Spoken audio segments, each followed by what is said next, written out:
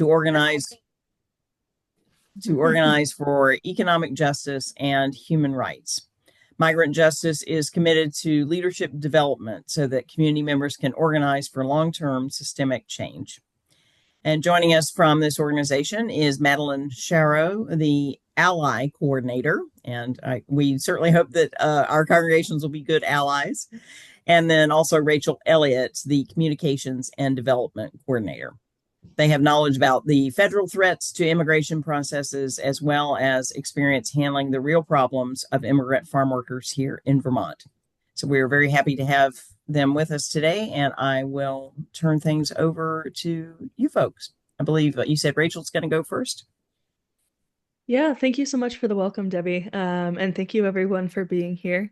I hope that everyone is doing all right. I know we're in some tough times right now that make it hard to feel okay. But here we are. And I'm really excited that everyone's here to learn more about our work and find some good ways to get involved. Today we're going to be talking about, as I said, about migrant justice, how we organize, what we do, and also about, how the migrant community has been responding to Trump, and how that connects to the broader fight for labor rights. We're going to talk about the Milk with Dignity program, how we're working to expand that program, and how you all can get involved. So we're going to save questions towards the end, but we're going to make sure to leave a good amount of time so we can have some conversation. And with that, Madeline, if you would swoop to the next slide. Perfect. Now this is a question that works a lot better in a live space, but I'm curious, how many of y'all have heard of migrant justice before? Maybe throw up a hand. All right, so good number of you. Perfect. Is there anyone who's never heard of migrant justice before? Okay. All right. So we got a good range of experience here then. As Debbie mentioned, we're an organization founded and led by the community of immigrant workers here in Vermont, mostly workers on dairy farms, but increasingly people in the community are working in other industries, especially construction, hospitality, that sort of thing. And, we work to build the voice, capacity, and power of that community, and get involved as allies, and to advance human rights and economic justice. If you would to the next slide, Madeline.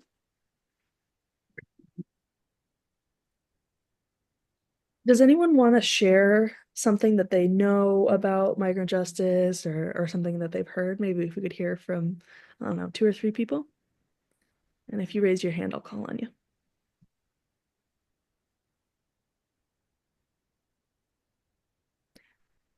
Anyone want to chime in? Okay, Charlotte, I'm seeing you raising a hand.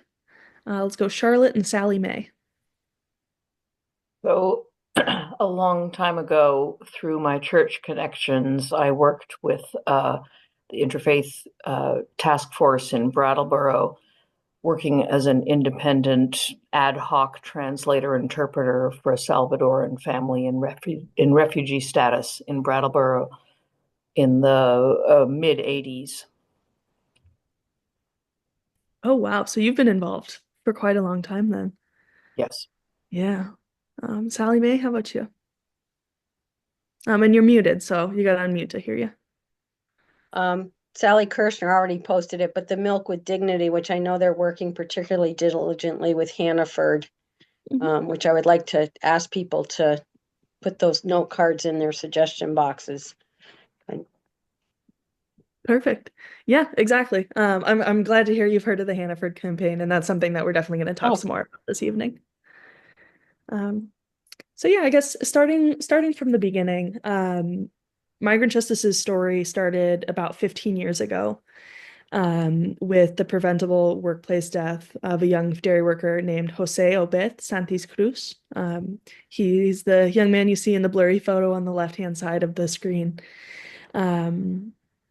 He was about 18, and he was working alone and got pulled into farming equipment and strangled to death, which was a huge tragedy, right? And it revealed this huge community, I guess, huge in terms of Vermont, this large community of more than 1,000 workers who had been made invisible, and revealed the vital role that they play, especially in the dairy industry here in the state. So this death ended up being a spark that led the community to organize and to leave the shadows that they had been forced to live in. So it all started with, after this death, workers started getting together in community assemblies. And during these events, people, talk, listen to music, share home-cooked meals, and also talk about the common problems that many of them were facing, and starting to imagine collective solutions. And a lot of that happens around popular education, talking about rights, talking about, it really getting into analyzing the power structures that impact everyone's daily lives. And from these assemblies came what we call our human rights map, which highlights the particular areas, for example, the right to transportation, the right to dignified housing, the right to dignified labor, those big areas of focus that the community identified as big needs. And so once we had that map of human rights, started to organize campaigns to further each of the individual rights. And that's led to a huge number of victories. For example, winning access to driver's licenses for everyone in the state, regardless of immigration status. We've been able to stop deportations, passed policies against police discrimination, the list goes on. But the focus has always been guided by the priorities and the needs of the community that leads the organization. So it's deeply, deeply grassroots. Madeline, if you would. Thank you. So as you might imagine, with the new presidential election, we've been organizing a lot, and we've had to make some changes into, in our focuses. We had this huge event that you see pictured on the screen in mid-January, talking, to do know your rights education and really process together how people are feeling, process the fear, process the uncertainty, and come together and find strength in community. And, there is, as I said, there is a lot of fear. No one really knows what to expect, and that's hard, but by coming together and organizing, we've been able to strengthen the community and therefore make ourselves safer. And we're also working with, Madeline, if you would go to the next slide, we're working with a statewide network of allies to build this rapid response network. So basically that looks like, Migrant Justice gets the call that there, for example, is a border patrol checkpoint where they're stopping everyone who drives through and trying to check their status. When we hear about that, we're able to activate this rapid response network. And then an ally or volunteer can get there and support. That can look like, taking photos and videos. That could look like reminding people what their rights are. And so we've been doing this series of in-person and remote trainings to get people skilled up to be able to support before, during, and after immigration enforcement actions. And I haven't done the count today, but last time I checked, there were over 800 people on that list. And we've been doing a series of trainings, all around the state. I can, once I stop talking at y'all, I can put a couple dates in the group in the Zoom chat. if any of you are interested in getting involved in this particular part of our work. Madeline, if you would go on. Another way that we have been pushing for immigrant rights is around housing and access to housing. So basically, the bill that we've proposed does two things. The first is add immigration status as a protected class under existing fair housing and public accommodations laws in the state. So basically, that makes it so that a landlord couldn't reject a potential tenant just because of their immigration status. And unfortunately, that is something that we've seen where, maybe because they see that the person applying for housing doesn't speak English or isn't white, they'll just reject the application out of pocket without even giving the time to consider. The second part of that bill would make it so that those landlords can't ask for a social security number. Right now, many landlords do ask for a social security number. And the explanation is basically, we need it to do a background check, to run the credit report and make sure that whoever's applying is the kind of person we want in our home. But a social security number isn't necessary for that. Just with somebody's full name, date of birth, previous addresses, that sort of thing, you can run those checks with no problem. And so the social security number ends up being an unnecessary barrier and yet another excuse for landlords to reject the applications of immigrant tenants. And in great news, this bill's moving forward in both houses. I put the bill number on this slide, and if you reach out to your legislators, it would be great to encourage them to, sign on, support it. They are active right now and they're moving forward, but as many people that can, chime in and highlight how important of an issue it is, the better. And I'll go ahead.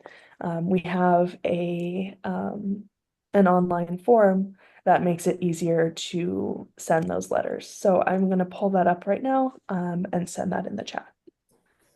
I see someone's asking for a phone number on the slide. There shouldn't be a phone number on the slide. The numbers you're seeing are the bill numbers.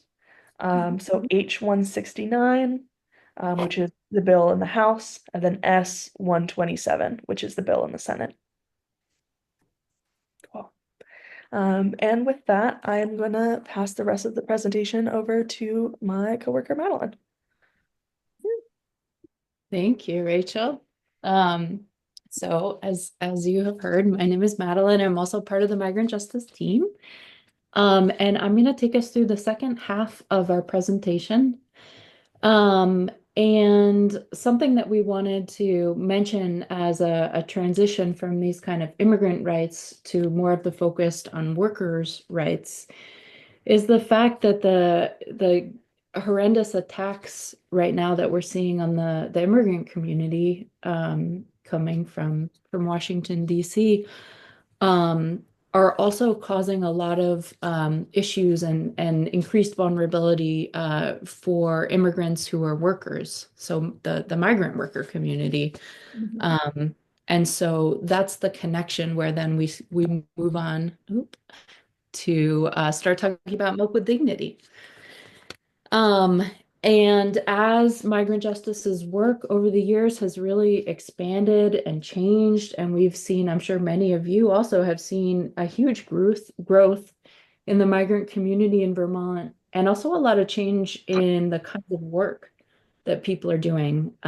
Whereas the huge majority of migrant workers used to be working on dairy farms, now we see more and more migrant workers in the construction industry, in restaurants, in hotels.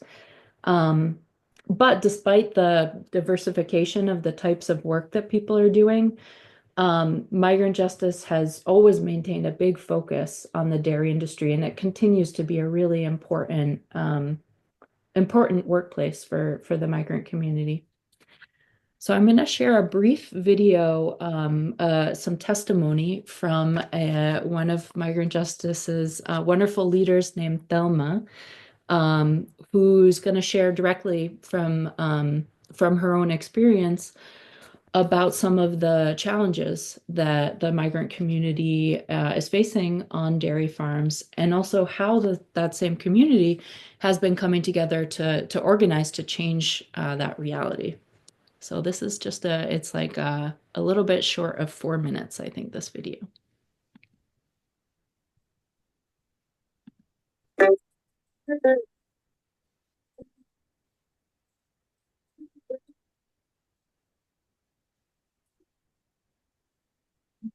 Selma Gómez y soy parte del Comité de Coordinación de Justicia Migrante. Estuve en un rancho en el que la casa estaba en el mismo rancho y no habían baños y eran muchas horas de trabajo, no se pagaba ni el So, mínimo, Madeline, we're not actually no seeing. había días de descanso. Y en otro también, donde viví. Thank you for letting me know. You're not seeing the screen? No. Oh, Well, I dear. could see it. Yeah, you are. Oh, some people are. I am I not. could see Oh, it. well, I'm glad some of you are. I'm sorry. Yeah, it looks like a bunch of people are. Okay. Yeah. My problem then. Okay. So Oh, apologies. okay. Well, why don't I'll put it on. It's a difficult one if you can't see it, if you don't speak Spanish, because there are subtitles for this. But this is something that we can also share in the chat so that you all have access to today and in the future as well. Okay. My apologies for interrupting. No. We'll make sure to get you a copy too so you can see. Vivíamos en una casa donde no había calentón y en tiempo de frío era muy fuerte y también se iba el agua. El motivo por el que yo me involucré a Justicia Migrante fue por las ganas de cambiar la situación aquí en Vermont, porque queremos trabajos dignos y que nuestros derechos sean respetados, porque no importa de qué parte del mundo vengamos, tenemos derechos. Well, this is a video of where people live here in Vermont Los and the farmers han farms. decidido contratar la mano de obra migrante porque entienden que es un trabajo muy duro y muy difícil y que pocas personas quieren hacer. Las grandes corporaciones que controlan la industria han bajado el precio de la leche y los farmers se sienten presionados al bajar los sueldos y las condiciones a los trabajadores. Ahora estoy en un lugar donde hay mejores condiciones, pero los ranchos por los que yo pasé siguen siendo igual y siguen habiendo compañeros que siguen siendo explotados y queremos que cambie eso realmente. No puede seguir la situación así.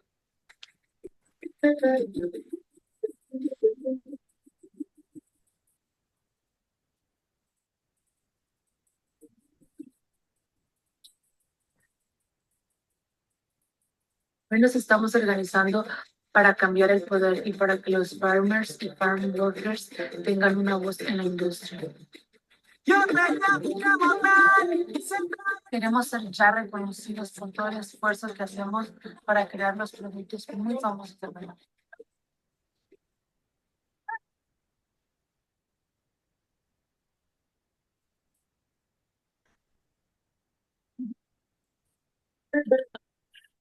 All right, I'm just going to move us on to the next slide. Okay. So this was just a little bit of a taste. I wanted to share some testimony to give you a sense of where the Milk with Dignity program came from, and how it was created. And so some of what you were seeing in that video, especially at the end with the group meeting and talking and passing around papers, those are really the organizing spaces that Rachel was talking about, the community assemblies, where the farm worker community was bringing to the table the challenges and issues that they were experiencing, and then starting to come up with solutions together.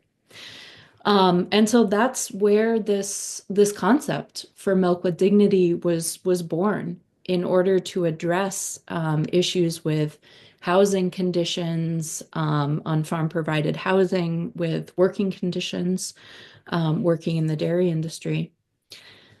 And Milk with Dignity is a different model for creating change that really was created to look at the whole industry instead of focusing on individual farms or instead of pitting workers against farm owners, but instead really focuses higher up in this food chain, this food system, and calls on the big companies and the big businesses who are buying and then selling and profiting from the milk and holding them responsible for the abuses that are taking place within their supply chain or within the farms that are producing the milk that they are then selling.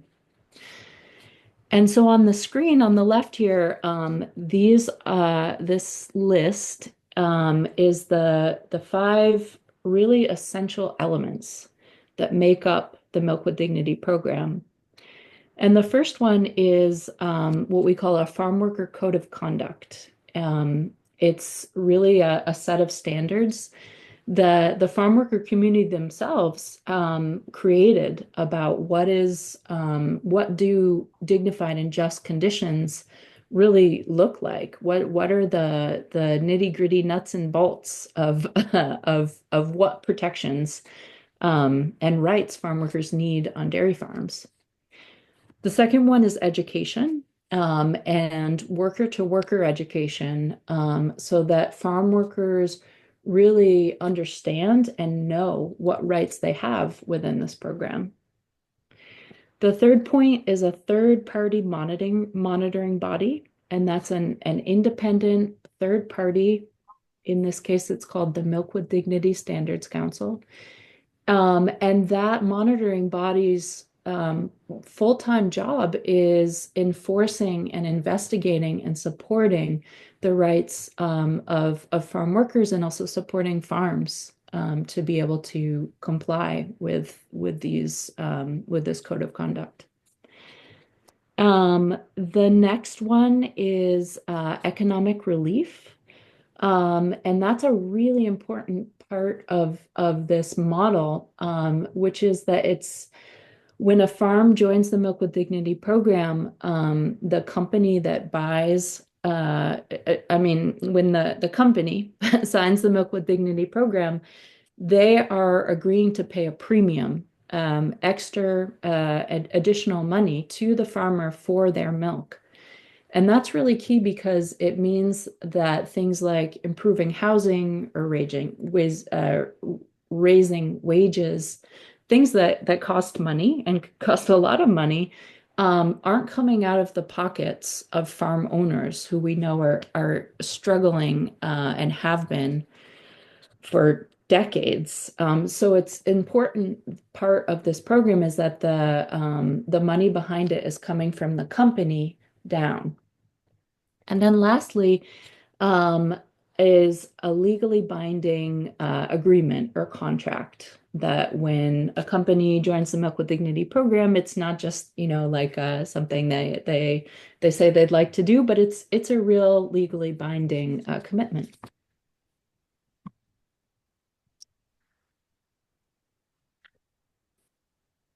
And so the first company that farm workers decided to invite to join this Milk with Dignity program was Ben & Jerry's, the famous local Vermont-based ice cream company. And it ended up taking a public campaign of almost 3 years before Ben & Jerry's signed on to the program, but they did sign on to Milk with Dignity in 2017. And since that time, Milk with Dignity has had an incredible impact on the conditions on farms within Ben & Jerry's supply chain. And so that means that Milk with Dignity now covers more than 200 workers. It represents about 20% of the dairy industry in Vermont, and plus also some farms in upstate New York. And since 2017, millions of dollars have gone from Ben and Jerry's directly into farm workers' pockets in the forms of raises, in the forms of bonuses, through having access now to paid vacation, paid sick days, housing improvements, and more.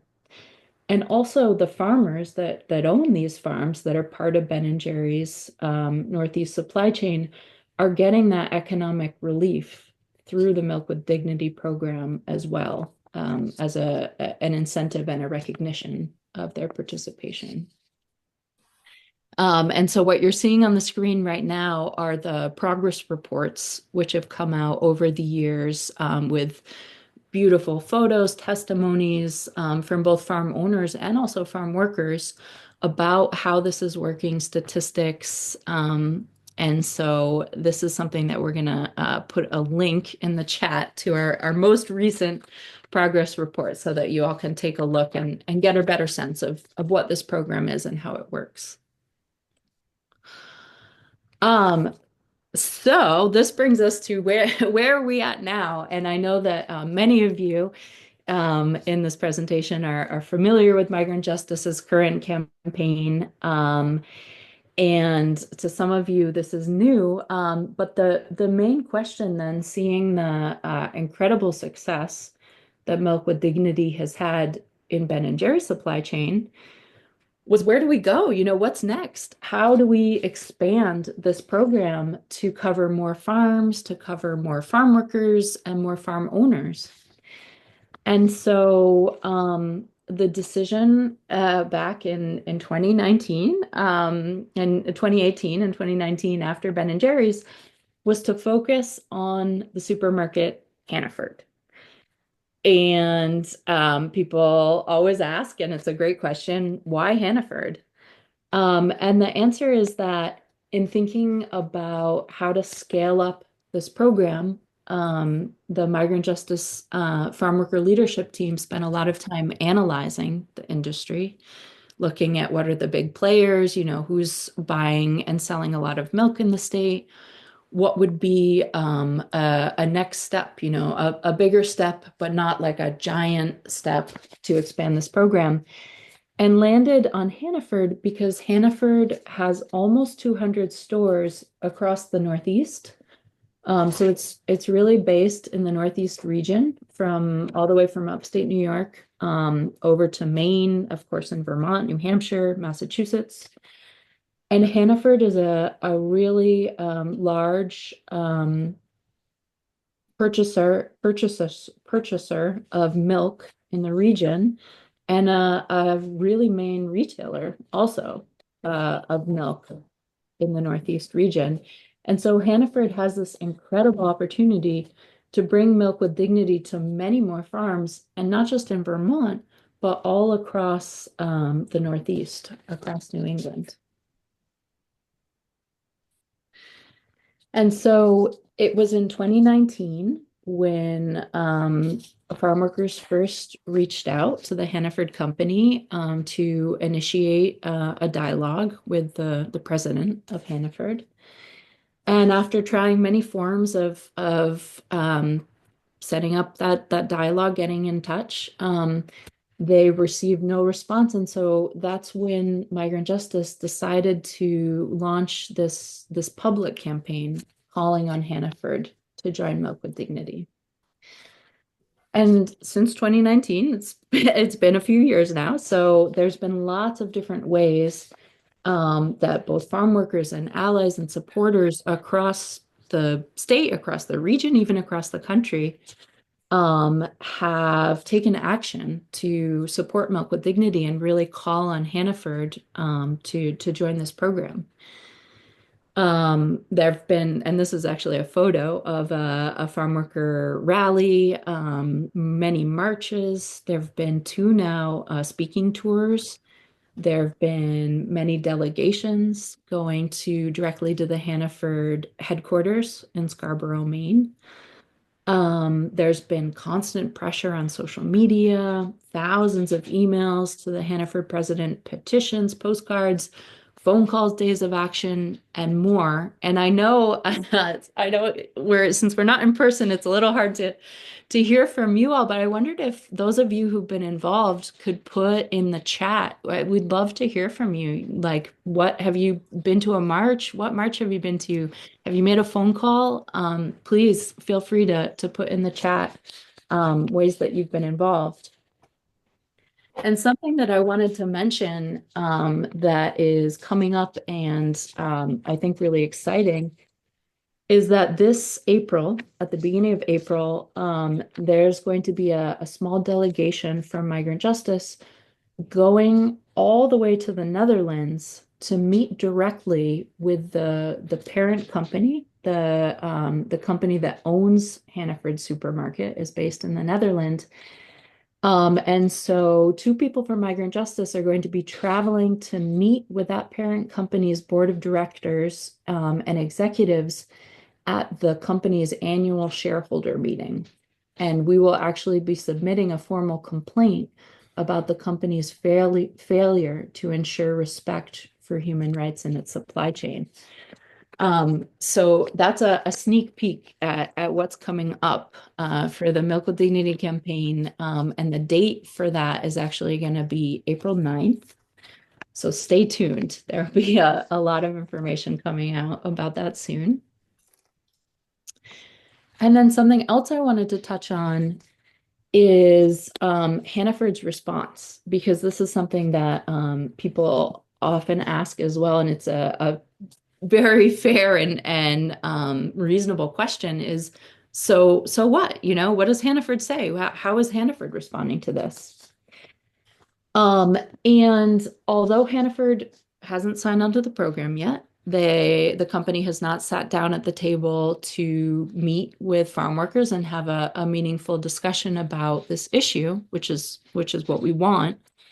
We do see Hannaford spending more and more time, money, resources, and energy responding to the Milk with Dignity campaign. And we can see that Hannaford is really rightly worried about the damage to the image of the supermarket, of the brand and the reputation. Because they don't want Hannaford customers to associate the store with human rights violations happening in its supply chain.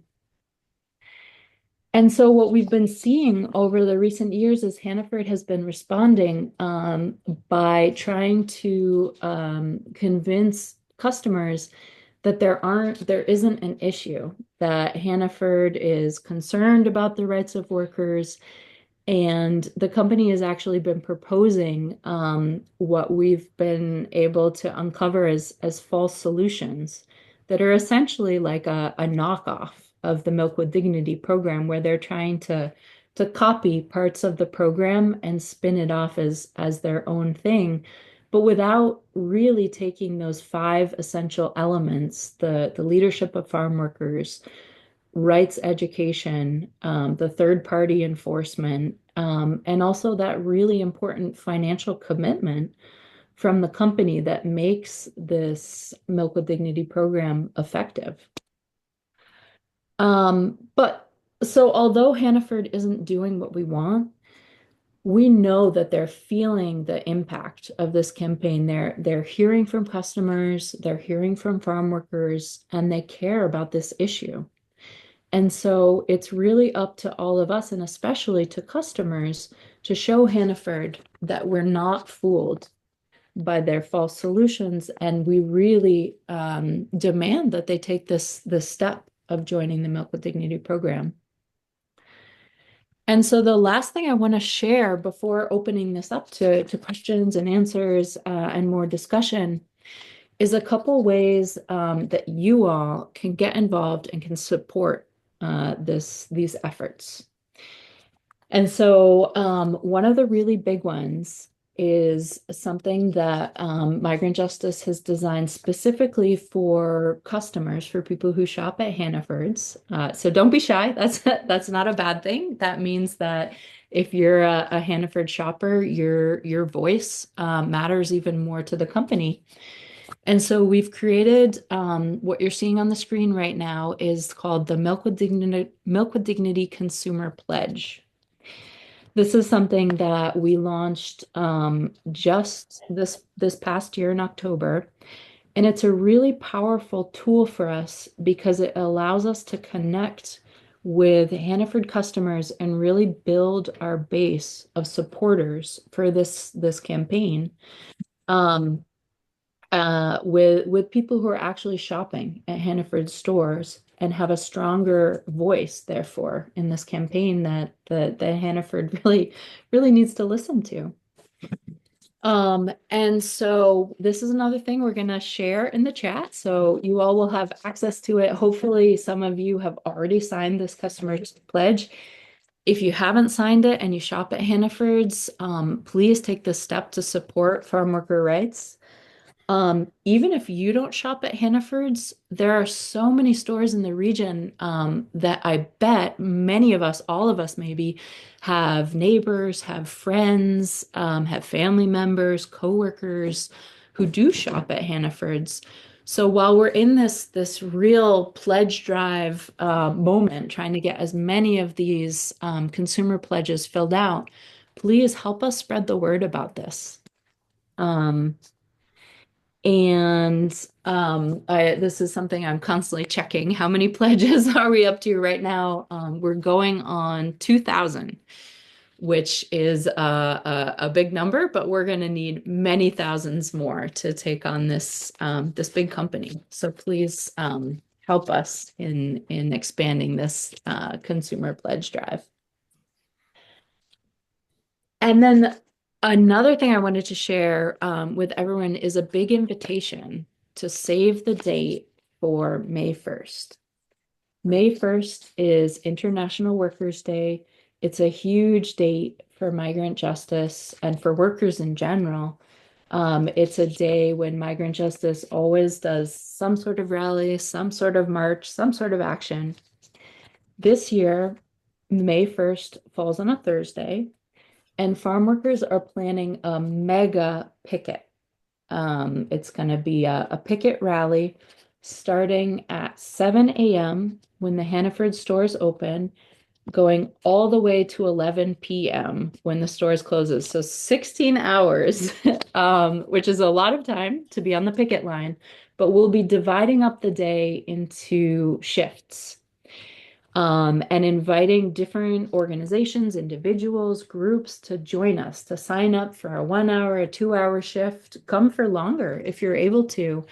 And the location for this picket is going to be in Chittenden County. It's going to be at the Williston Hannaford store.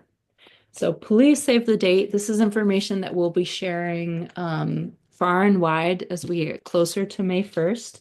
But I wanted to give you all a sneak peek and ask you to save the date. It would be incredible to have a group from UCC actually sign up for an official shift on the picket line.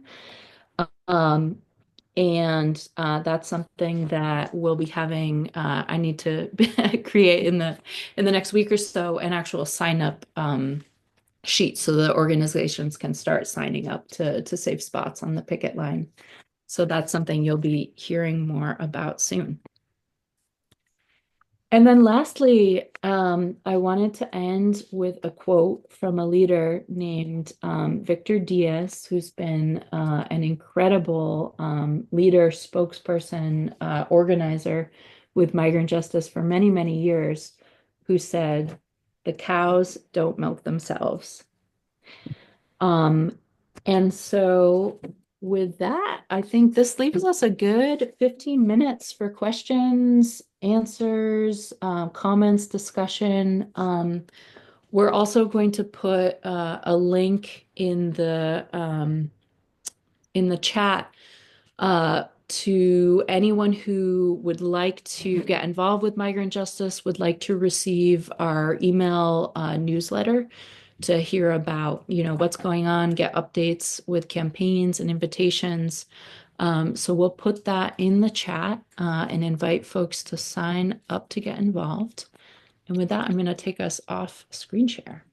Great. So I just want to briefly say that we'll make sure that all of the links that have been in the chat are sent out to people, emailed to them, made available on the website, the Vermont Conference website and everything. So so you don't have to rush and get them today. And then we've already got questions. So we can kind of help run interference here. I think the first person was who was the first person that raised their hand? Who raised their hand? Jackie, do you remember who the first person was that raised their hand?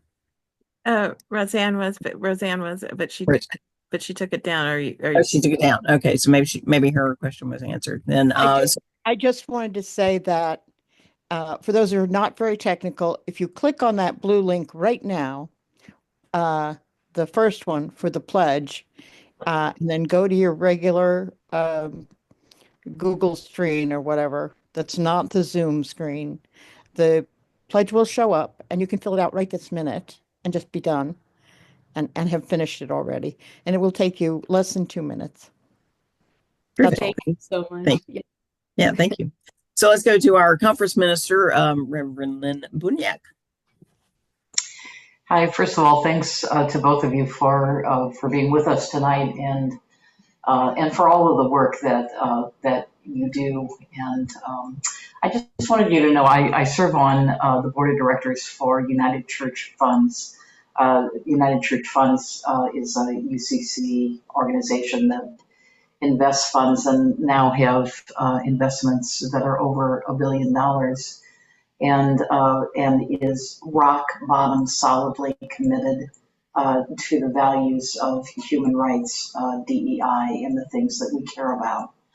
And I heard a report from this morning from Charles Buck, who was at an international meeting of like-minded investors and heard Vermont at this meeting because of migrant justice and the work that is being done. And I just wanted you to know that happened.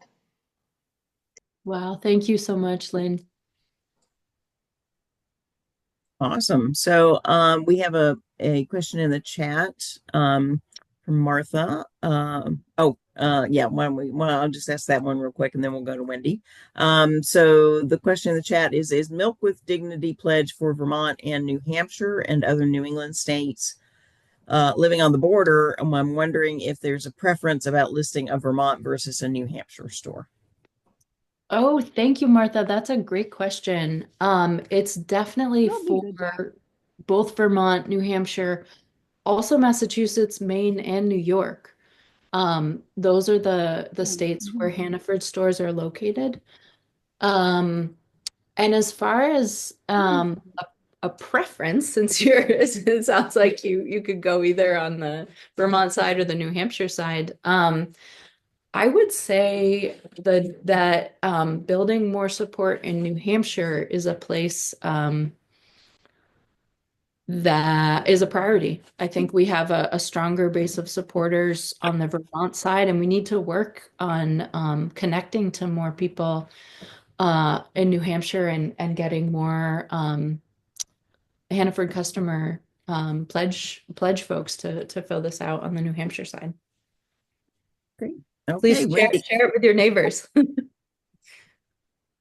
Yeah, absolutely. Great, thank you. So Wendy, go ahead with your question. I'm involved in people coming here to work and wanting to become citizens. And there's I know a lot about migrant justice, but does migrant justice help some of their workers work toward being legal because they want to stay here long term, or are most of the people who work on the farms here for a short time and then wanting to go back to their country? Yeah, I would say it's a variety. It's a mix, I think. There are many migrant workers in the state who are undocumented. There are many people who are part of the migrant community who are in the process of applying for asylum. which is actually something that my coworker Rachel here is more involved in. So I'll let you speak to that if you have anything you want to add, Rachel. Yeah, so sorry. I was responding to a panicked message from a farm worker. Can you repeat the question? Sure. I was interested in if you help the farm workers who want to work toward having legal documents for asylum and things like that, if you help them with that process. Yeah, thank you so much for repeating that. Yeah, definitely we do. I'm trying to think. We have, I think, as of yesterday, 103 different asylum cases that we're supporting on, which represents more than about 250 to 300 people, because a number of those are families. So we definitely support on that. We're not lawyers, so we don't, I can't fill out someone's application with them, but we connect people with resources, and I do go to a lot of court appointments and, for moral support and making sure that people can connect to the technology okay. We also work with quite a few children to help get this special kind of status called the Special Immigrant Juvenile Status, which is for children under the age of 21 who have experienced neglect or abuse by one or both of their parents. So, we can't help in every single circumstance, but we definitely support as best we can given our, given the lack of lawyers on staff. Thank you. One quick follow-up question. Mhm. What now does our government consider an illegal person? Do you know? Yeah, no, that's a good question. I don't know. I'm struggling with how to respond to this well, because I don't know. Illegal is such an ugly word, but yeah, I know, but that's what is being said. That's what's being used. Yeah. If someone doesn't have a visa or doesn't have, some kind of immigration status, then they are considered illegal. So many of the asylum seekers that we're working with are not, as far as my understanding, wouldn't necessarily be considered legal immigrants. Because, many people come with no status and then request asylum as a way, as was the plan all along, but as the way to stop the deportation proceedings and get permanent status. So I don't know. The lines are really fuzzy. I have heard I have heard the word illegal used to describe anyone who wasn't born here or doesn't have a green card. So it really depends on who you ask. Thank you. Yeah. Yeah, and Mahmoud Khalil has resident status, right? And he's still being treated as if he has no right to be in the country. So Sally Mae has a question. Go ahead, Sally.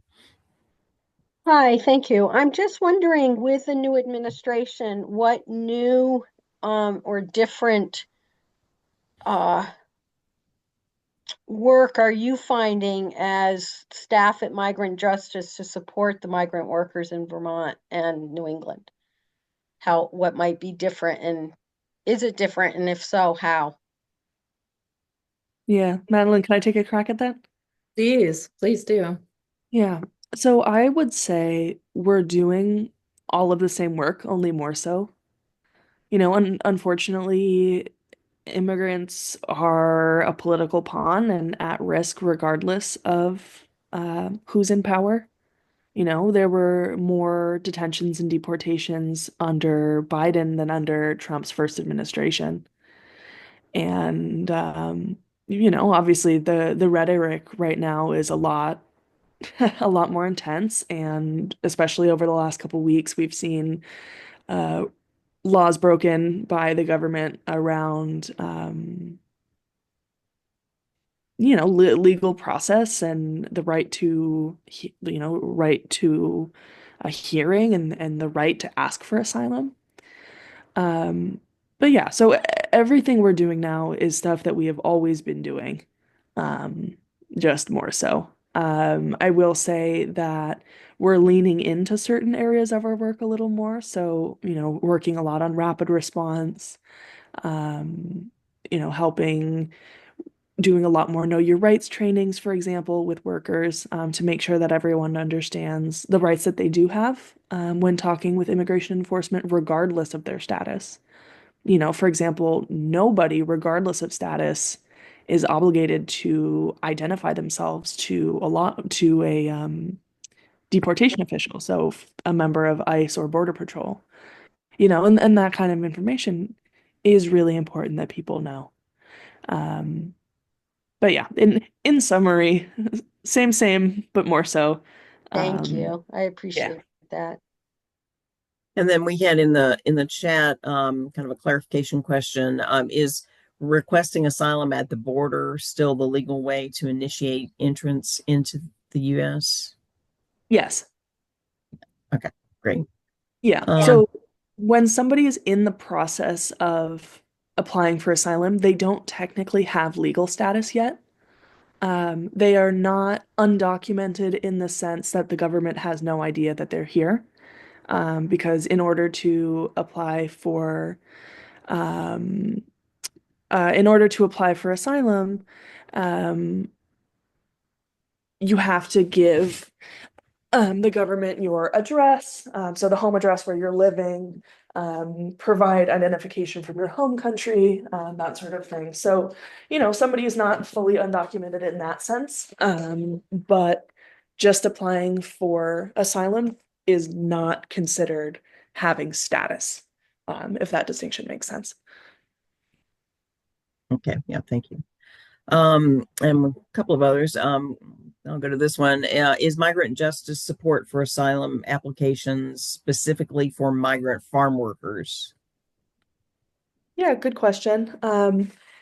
No, we have provided support to workers in a number of industries. I would say actually more often than not, the asylum seekers that I'm working with are not farm workers, but instead work in construction, for example. And part of the reason for that is the community of workers working on dairy farms tends to have been here for longer. People can only apply for asylum within 1 year of entering the country. And so for people, who've been working on farms for years, they don't have a path to apply for asylum. However, many new people from Ecuador in particular are coming up right now. The political situation in Ecuador is tough. So there are many more asylum seekers. And because they came in recently, they're able to apply for that asylum. That said, the wives and children of dairy workers have been coming up, which has made me really happy to see. It always feels good to see a family reunited.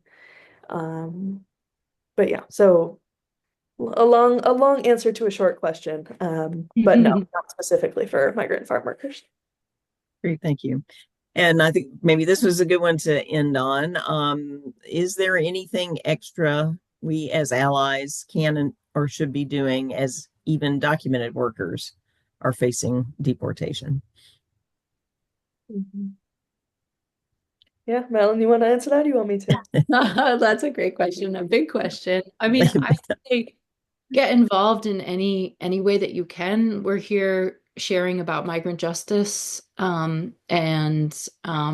hopefully through the examples about supporting the rapid response or the housing bill, the Milk with Dignity campaign, or just signing up to get involved on our website. Hopefully that gives you some ideas. But I mean, I think wherever you are, plugging into the community work that's happening, I think the connections between issues are being highlighted every day in such painful but clear ways as different communities are coming under attack.